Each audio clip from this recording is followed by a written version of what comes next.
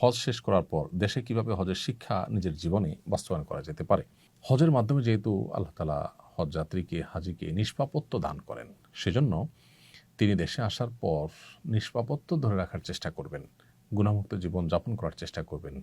হজে আল্লাহর যে নিদর্শনগুলো তিনি বিভিন্ন জায়গায় অবলোকন করেছেন, প্রত্যক্ষ করেছেন, ঈমানের নূর অর্জন করেছেন, এ যেন নষ্ট না হয় সেজন্য নেক আমলের মধ্যে থাকার চেষ্টা করবেন, গুনাহের পরিবেশ থেকে দূরে থাকার চেষ্টা করবেন। এখন প্রশ্ন হলো, হজ করে এসে আমরা অনেকে ভালো থাকতে চাই, কিছুদিন পর আসলে আর থাকতে পারি না। কারণ কি? উত্তর হলো, এর অন্যতম বড় কারণ হলো আল্লাহর কাছ থেকে সেভাবে আমরা চেয়ে আসতে পারি না।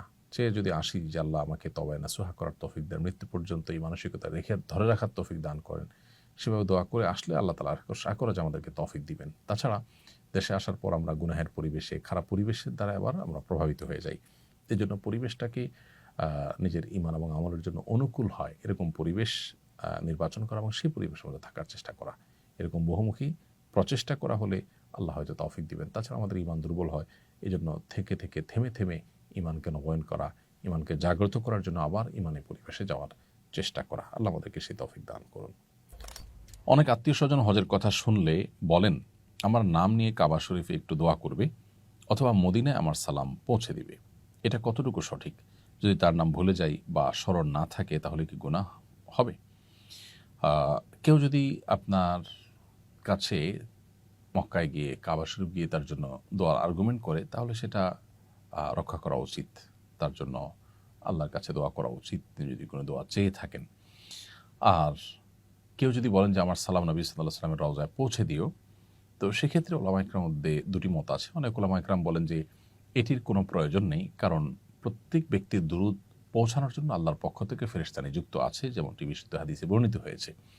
অতএব যেখানে আমরা পৃথিবীর যে কোনো প্রান্তে দুরূদ পড়লে, সালাম পেশ করলে সাথে সাথে আল্লাহ তাআলার স্বয়ংক্রিয় সিস্টেমে সেটা নোট হয়ে যায় ফেরেশতার কাছে, এবং ফেরেশতা সেটা নবী সাল্লাল্লাহু আলাইহি ওয়াসাল্লামের কাছে পেশ করেন, একেবারে নাম উল্লেখ করে যে, হে আল্লাহর রাসূল, আপনার প্রতি অমুক জায়গা থেকে অমুকের ছিল অমুক সালাম পেশ করেছেন, দুরূদ পেশ করেছেন। তাহলে সেখানে মানুষকে দিয়ে আবার সালাম পাঠানোর কোনো প্রয়োজন নেই। এর বিপরীতে অন্যান্য উলামা একরাম অনেকে বলেন যে এটি করা যেতে পারে, এটি করলে কোনো অসুবিধা নেই।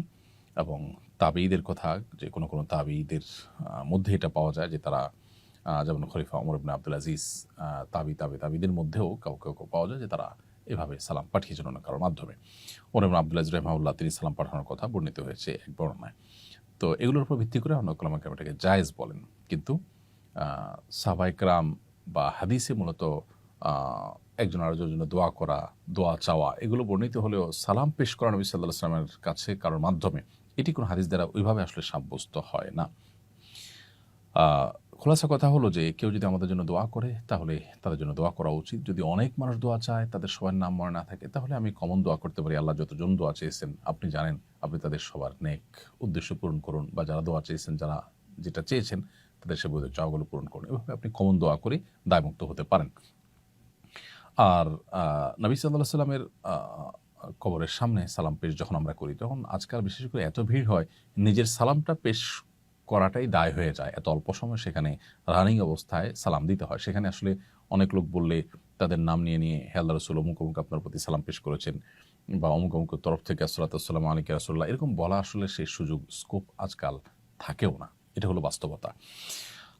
অতএব দোয়ার ক্ষেত্রে আমরা যেমন কমন দোয়া করতে পারি তাদের জন্য, আবার সেই সাথে তাদের নামের নোট নিয়ে নিতে পারি, যে কারা কারা দোয়া চেয়েছেন তাদের নামগুলো ধরে নোট দেখে আমরা তাদের জন্য আল্লাহর ঘরে বা বাইতুল্লাহ গিয়ে দোয়া করতে পারি। সেটা আরও ভালো, কারণ অন্যের জন্য যখন দোয়া করা হয় তখন আল্লাহর ফেরেশতারা যেই দোয়া করেন তার জন্য দোয়া করেন। অতএব আমি মানুষের জন্য যত বেশি দোয়া করব, তার সুফল আমি তত বেশি পাবো। আমি দোয়া করব মানুষ হয়ে, আর তার বিপরীতে তার জন্য আমি যা দোয়া করলাম, আল্লাহর ফেরেশতারা সেটা আমার জন্য দোয়া করবেন, অর্থাৎ আমার চাইতে উত্তম ব্যক্তি আমার জন্য দোয়া করবেন। অতএব এক্ষেত্রে আমাদের কার্পণ্য করা উচিত নয়। কারোর যদি অনেক জমিজমা থাকে কিন্তু ক্যাশ ক্যাপিটাল না থাকে, তাহলে জমিজমা বিক্রি করে তার কি হজ করা ফরজ? খুবই গুরুত্বপূর্ণ একটি প্রশ্ন। আমাদের সমাজে বিশেষ করে গ্রামে এরকম অনেক লোক আছেন যাদের প্রচুর পরিমাণ ক্ষেত খামার, প্রচুর পরিমাণ ক্ষেতের জমি বা বিভিন্ন রকমের ল্যান্ড আছে, বিভিন্ন রকমের স্থায়ী অ্যাসেট আছে, কিন্তু তার কাছে ক্যাশ টাকা নেই। তাহলে তার হজ ফরজ হবে কিনা? এর উত্তর হলো, যে সমস্ত জমি জমা বা যে সমস্ত ল্যান্ড বা স্থায়ী সম্পদের উপর তিনি নির্ভরশীল, যেমন জমির ফসল ওঠে সেটা দিয়ে তার বছর চলে, অথবা তার ফ্ল্যাট আছে সেটা দিয়ে তিনি ভাড়া পান, সেটা দিয়ে তার সংসার চলতে হয়, এরকম যদি হয় তাহলে সেক্ষেত্রে তার জন্য এগুলো বিক্রি করে হজ করা ফরজ হবে না। কিন্তু যদি এই পরিমাণ জমি থাকে যে তার বছর চলার পরও অতিরিক্ত আরও আছে, বা যেটার উপরে তার সংসার চলাটা নির্ভরশীল না, এরকম অতিরিক্ত জমি জমা বা অতিরিক্ত অ্যাসেট যদি থাকে, তাহলে সেগুলো বিক্রি করে হজ করার মতো অর্থ যদি পাওয়া যায় তাহলে অবশ্যই তার উপর হজ ফরজ হয়ে যাবে। তাহলে খোলাসা এবং সারাংশ হলো যে জমি জমার উপার্জনের উপরে যা আছে সেটার পুরাটুকুর উপার্জনের উপরে যদি তার সংসার চলাটা বা তার নির্ভরশীলতাটা ওইটার উপরে হয়, তাহলে সেক্ষেত্রে এটা বিক্রি করে হজ করাটা তার জন্য ফরজ নয়। কিন্তু যদি এর বাইরে অতিরিক্ত থাকে, যেগুলো আসলে তার, যেগুলোর উপার্জন বা যেগুলোর আয় বা যেগুলোর ফসল এটার উপরে তার সংসার নির্ভর করে না বা তিনি নির্ভরশীল নন, অর্থাৎ অতিরিক্ত আছে, তাহলে সেগুলো বিক্রি করে হজ করার মতো টাকা যদি পাওয়া যায় তাহলে অবশ্যই তাকে সেগুলো বিক্রি করে হজ করতে হবে। আসুন্নাহ ফাউন্ডেশন, উম্মার স্বার্থে সুন্নাহর সাথে।